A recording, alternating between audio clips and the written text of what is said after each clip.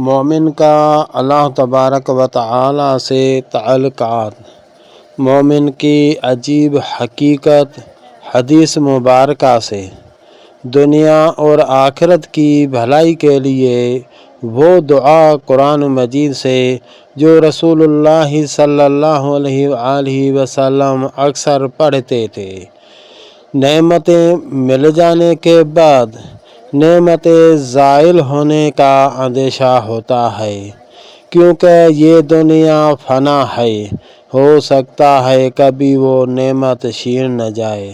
اسی کے لیے رسول اللہ صلی اللہ علیہ وآلہ وسلم کی ایک دعا، وہ بھی حدیث شریف سے ہے۔ مومن کا اللہ تبارک و تعالی سے تعلقات۔ رسول اللہ صلی اللہ علیہ وسلم نے ارشاد فرمایا، مومن کا معاملہ بڑا عجیب ہے، اس کے ہر معاملے میں خیر ہی خیر ہے، اور یہ بات مومن کے علاوہ اور کسی کو حاصل ہی نہیں ہوتی۔ اگر اسے خوشی ملتی ہے تو شکر کرتا ہے، یہ بھی اسی کے لیے خیر ہے، اور اگر اسی کو مصیبت آتی ہے تو اسی میں صبر کرتا ہے، یہ بھی مومن کے لیے خیر ہے۔ خیر کیسے ہے؟ جب کسی کو نعمت ملے اور وہ شکر کرتا ہے تو اللہ تبارک و تعالی قرآن مجید میں فرماتے ہیں، جو شکر کرتا ہے، آیت شریف یہ ہے، لَإِن شَكَرْتُمْ لَأَزِيدَنَّكُمْ وَلَإِن كَفَرْتُمْ۔ ترجمہ یہ ہے، جو شکر کرے گا اللہ تبارک و تعالی اسی کو مزید بڑھائے گا۔ تھوڑی سی نعمت ہے یا زیادہ ہے، جو بھی ملا ہے اسی کے لیے شکر کرے تو اللہ تعالیٰ اسی کو بڑھاتا ہے۔ نعمتیں بڑھ کر ملتی ہیں، دنیا کی نعمت، اولاد کی نعمت، بیوی یا جو بھی کچھ ہے، گھر اشیاء ہے، اسی کو اللہ تعالیٰ بڑھا کے دیتا ہے اور بہتر بناتا ہے۔ اگر آپ انکاری بنو گے، کفرتم یعنی انکاری بنو گے، تو اللہ تبارک و تعالی غنی حمید ہے، اسی کو کسی کی پرواہ نہیں۔ نعمتیں حاصل کرنے کے لیے یہ دعا رسول اللہ صلی اللہ علیہ وسلم زیادہ سے زیادہ پڑھتے تھے، ربنا آتنا فی الدنیا حسنۃ وفی الآخرۃ حسنۃ وقنا عذاب النار۔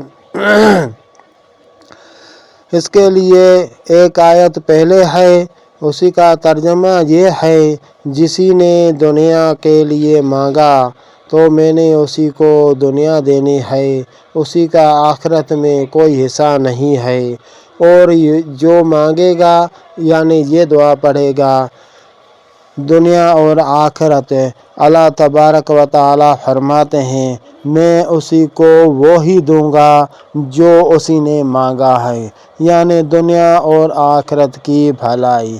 رسول اللہ صلی اللہ علیہ وسلم دنیا اور آخرت کی بھلائی مانگتے تھے۔ یہ دعا جو بھی مانگے گا اللہ تبارک و تعالی اسی کو ہمیشہ کے لیے بھلائی ہی بھلائی نصیب کرے گا۔ نعمتوں ملنے کے بعد اللہ تعالیٰ کی نعمتوں کا شکرانہ کرنا چاہیے، ان کا قدر کرنا چاہیے، اور یہ دعا پڑھو تاکہ نعمتیں آپ سے زائل نہ ہو جائیں، نعمتوں کا زوال نہ ہو جائے، نعمتیں ختم نہ ہو جائیں کہیں۔ وہ بھی حدیث شریف سے دعا ہے، یہ آپ کے سامنے اسکرین پہ ہے۔ دعا یہ ہے، اللہم انی اعوذ بک من زوال نعمتک وتحول عافیتک وفجاءۃ نعمتک وجمیع سخطک۔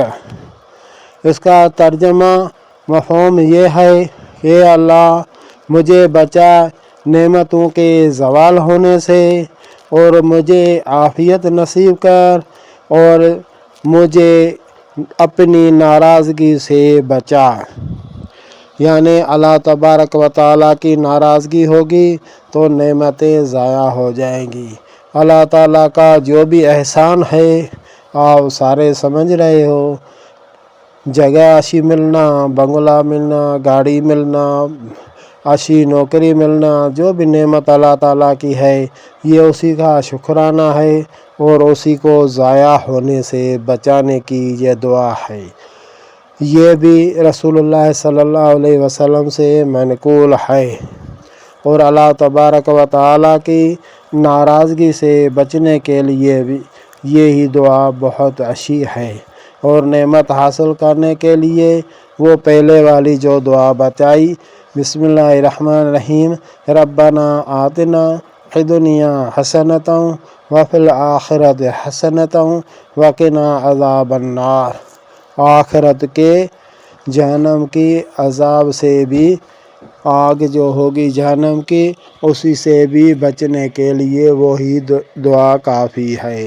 اللہ تبارک و تعالی اپنی نعمتیں نصیب کرے اور زائل ہونے سے بچائے، ناشکری کرنے سے بچائے، اپنے محبوب صلی اللہ علیہ وسلم کے صدقے ہماری محنت قبول فرمائے، آمین۔